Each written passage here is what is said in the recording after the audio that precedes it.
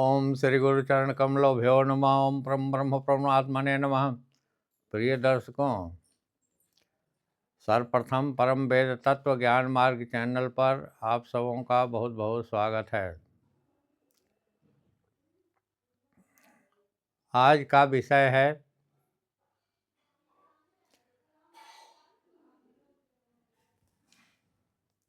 अनाहत चक्र।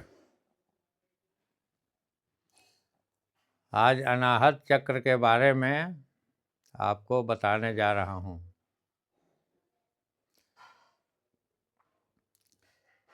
यह योग के 7 चक्रों में एक है। कल तक हमने मणिपूरक चक्र तक बताया था। आप ध्यान में रखें कि बिना योग का उद्धार होता नहीं। बिना योग साधना के आपका जन्म मृत्यु के बंधन नहीं कटते। आप कोई भी शुभ कर्म कर लें या दुष्कर्म कर लें, दोनों का रिजल्ट बनता है। कर्म हमेशा फल देता है। अच्छा कर्म अच्छे योनि में ले जाता है, बुरे कर्म खराब योनियों में ले जाता है। तो इस तरह से संसार बंधन में आप बंधे ही रहते हैं। जितने कर्म करेंगे कर्म का रिजल्ट मिलता रहेगा। संसार से आप ऊपर नहीं उठ सकते हैं। संसार में ही बार बार जन्म लेंगे, बार बार मृत्यु को प्राप्त होंगे। इसलिए एक उदाहरण देता हूँ। चना का बीज जब बो देते हैं तो वह अंकुरित होता है, बढ़ता है, फूल देता है, फल देता है। फिर उसमें चना आ जाते हैं। फिर चना को जब आ गया, फिर चना बोए, फिर जमा। इस तरह से प्रक्रिया चलता रहेगा। जब तक चना का कच्चा चना रहेगा तब तक वो बराबर जमेगा, फलेगा, झड़ेगा, फिर जमेगा, फलेगा, झड़ेगा। यह प्रक्रिया चलती रहेगी। वस्तुतः उसी प्रकार आपका कर्म है। कर्म करते रहोगे, रिजल्ट मिलता रहेगा, जन्म मृत्यु होता रहेगा। जन्म मृत्यु से छुटकारा प्राप्त नहीं होंगे। अगर भुना हुआ चना हो, चना को भून दीजिए तो कभी अंकुरित नहीं हुआ होगा। तो वही भुने हुए चना के संबंध में जो आप समझते हैं, जो धारणा होती है, वो कभी अंकुरित नहीं होता है। वैसे ही आपका योग साधना जो है भुना हुआ चना के समान है। जन्म फिर होगा नहीं। अब जन्म नहीं होगा तो मृत्यु भी नहीं होगी। तो जन्म मृत्यु से छुटकारा प्राप्त करना है तो योग साधना आपको करनी पड़ेगी। तो आज मैं बता रहा हूँ कि अनाहत चक्र के बारे में। अनाहत चक्र का स्थान आपके हृदय है। हृदय स्थान जहाँ है वहीं पर अनाहत चक्र है। और अनाहत चक्र पर 12 पंखुड़ी वाला कमल दल है। वहाँ रक्त वर्ण की आभा है। प्रत्येक कमल दल में क्रमशः कंग, खंग, गंग, घंग, अंग, चंग, छंग, जंग, झंग, यंग, टंग, ठंग, ये 12 मात्राएं हैं।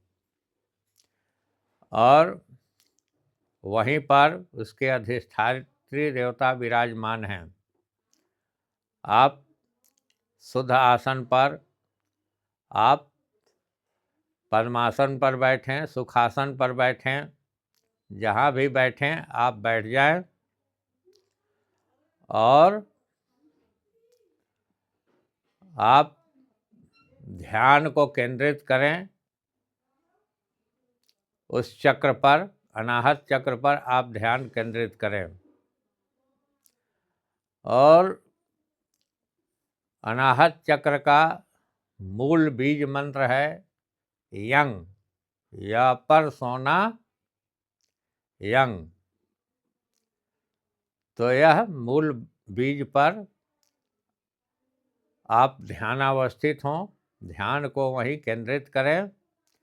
जब ध्यान केंद्रित होगा तो जो आपको मूलाधार चक्र से ऊपर उठते हुए जो ब्रह्म प्रकाश है, ये सब मणि स्वाधिष्ठान चक्र और मणि चक्र से ऊपर उठते हुए जो अनाहत चक्र पर पहुंचता है, अनाहत चक्र से जब ऊपर उठता है तो अगले चक्र पर जाता है।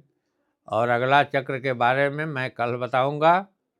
इसलिए आप साधना करें, और साधना ही एक मूल आधार है। इसलिए गोस्वामी तुलसीदास ने भी लिखा है कि साधन धाम मोक्ष कर द्वारा, पाई न जहीं परलोक सिधारा।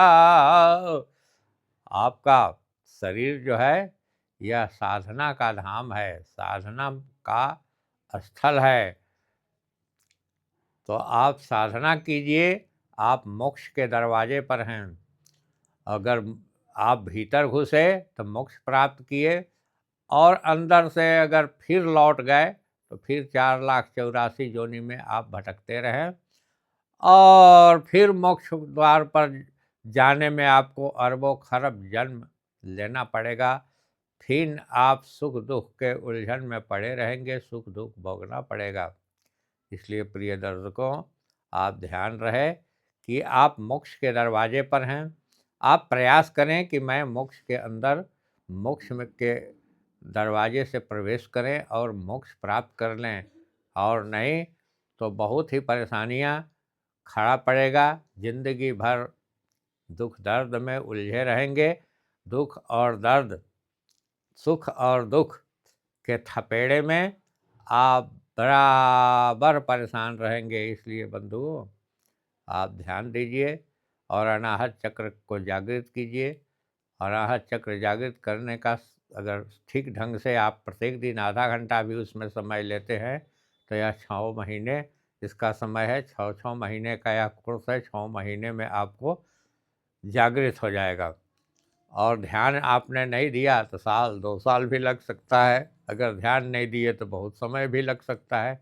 इसलिए मेरा आग्रह है कि आप योग साधना को सफल बनाने के लिए इस पर ध्यान केंद्रित करें, अपना ध्यान लगावें, ताकि आप अमृत तक पहुंच सकें, मोक्ष तक पहुंच सकें। मैं आज इन्हीं वक्तव्यों के साथ अपनी कथा को पूर्ण विराम देता हूं।